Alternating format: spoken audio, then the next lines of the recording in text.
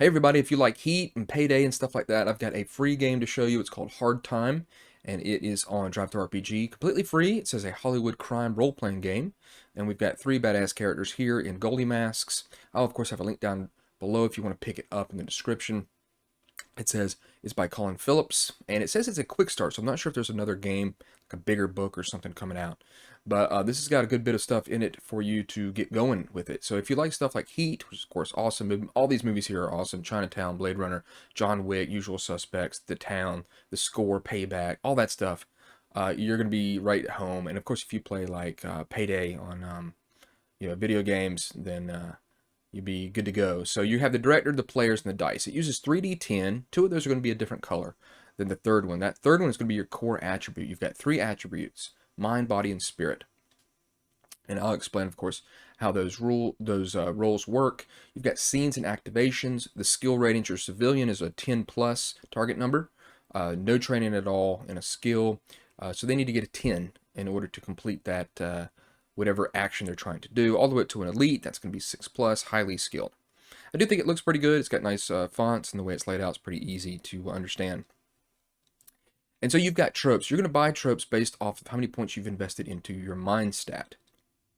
And these are going to be movie tropes that we know. Never known, a safe she couldn't crack, ex-military gangbanger who loves nitro, streetwise jive-ass mother, ice pick wielding assassin. So you'll be able to get those, and they get some good examples here.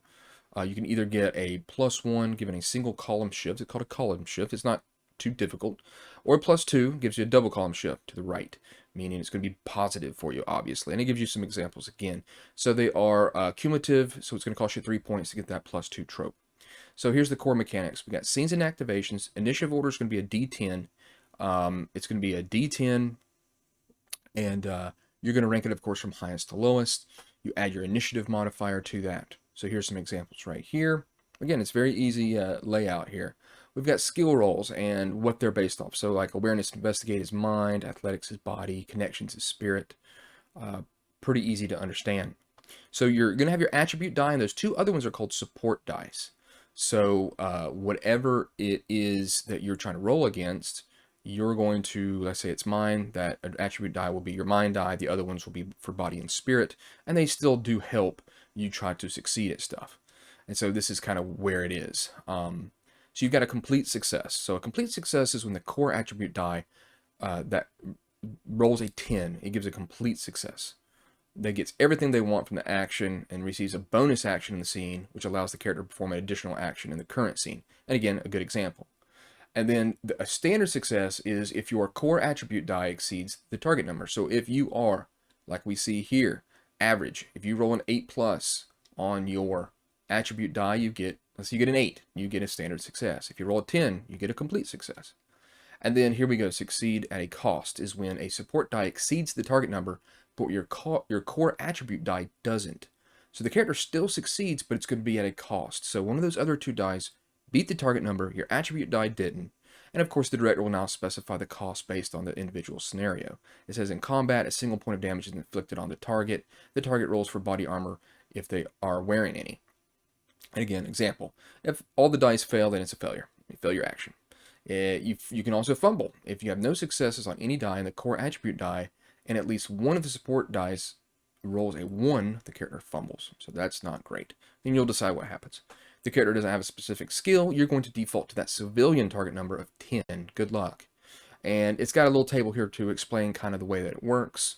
And then you've got those shifts, those column shifts. Pretty easy. If you're, like right here, your awareness investigate is 8 plus, meaning that you are average.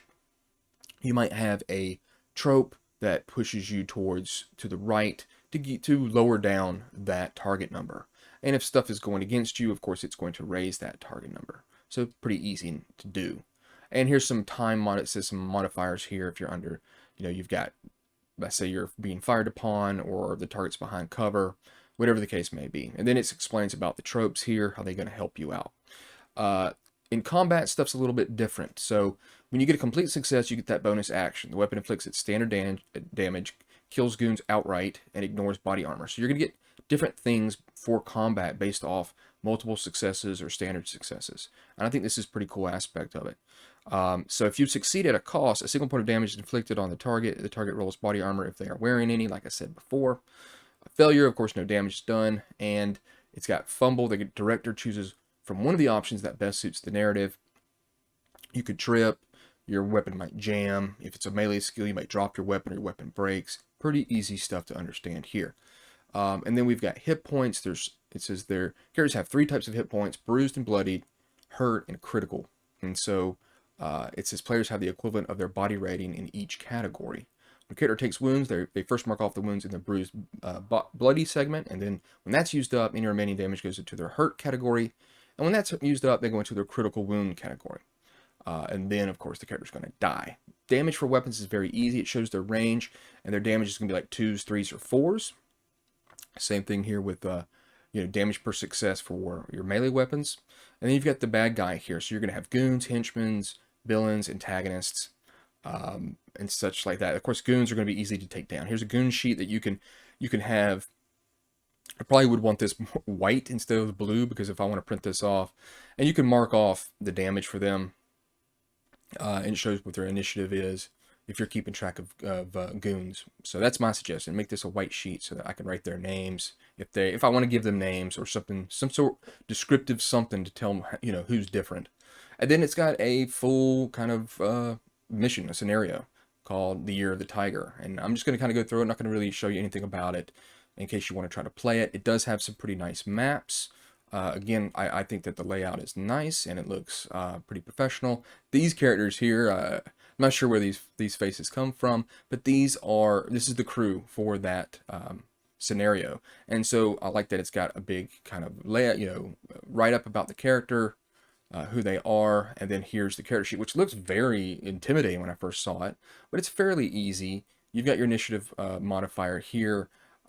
You've got your mind, body, and spirit. You've got your rating for your tropes.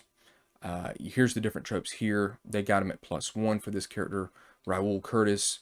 And then there's your wounds, showing you that when you get hurt, you're going to have +1 to your target number. Critical wounds, you'll have +2 to your target number. Then you'll be dead. Your mind's skills, body skills, spirit skills, which ones they have, they're already kind of blocked out. It almost seems like this is a little bit more confusing, not more confusing, but more busy than it should be. But it's like they're giving you a lot of information that you may need, that your character doesn't have skills in. And then it reiterates the success type for core dice or your support dice, and then the weapon. So it's actually kind of giving you almost like a little player aid on your character sheet. And then some background notes right there. So there's all the characters, and then there's the back. So there it is. If you like a kind of modern role-playing game, much like the movie Heat, which is just an awesome flick, check out Hard Time. Thanks.